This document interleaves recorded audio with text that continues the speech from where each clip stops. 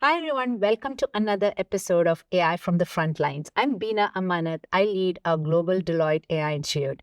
And today I'm joined by Srini, who is coming to us from Cisco. Srini, tell us a little bit about your AI journey and how you've got to where you are today. I have used it a lot at home, and then I started bringing that to work. In the last year, I was running commerce operations team at Cisco, and I have actually implemented a lot of automations using Gen AI technologies, and that actually got me to do this right now. I've been offered to take a new role within Cisco to drive enterprise AI adoption and named the first chief automation officer for Cisco. So I'm super excited about this. That's great. Congratulations. So, can you tell us a little bit, since you've been an early adopter of generative AI, what are some of the use cases you're seeing from an enterprise lens for Gen AI? I think Gen AI is what I call a generational technology. It comes like once in a generation. Of course, people compare it to cloud computing, people compare it to internet, but I actually think it's even more of a fundamental transition like a steam engine or electricity, that level of innovation. But just like with any new technology, we don't know the full power yet. One of the beautiful things it does is it opens up things that were not possible before. I'll give an example in the enterprise where we have hundreds of thousands of cases that come through our commerce team.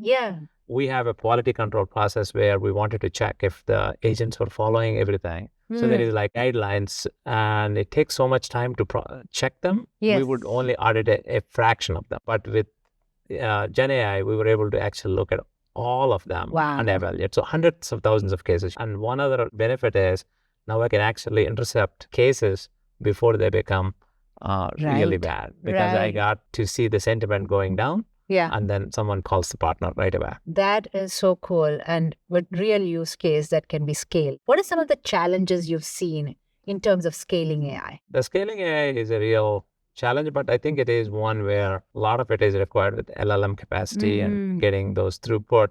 We call this PTUs. If you reserve them, we have found out that we could scale as long as you're on a platform, cloud, or even internal if you have a good platform. I didn't run into scaling as a big issue, but there is a cost of tokens that becomes a real issue over the time. Good news is the cost is coming down per token, per million tokens, but still, if you don't put some guardrails and things, you could have an agent go on. So what we do inside is we actually look at the question and decide which model to use. You have been in the AI space for a long time, and it's easier for us to adopt to AI. Right. How do you bring the rest of your workforce along on this AI journey? Because this is not limited just to your IT or technology organization. This impacts right from the board to every employee in the organization. What are some of the best practices you've seen there? What I have done in my teams is we have like these calls, lunch and learn type of learning calls. They record them.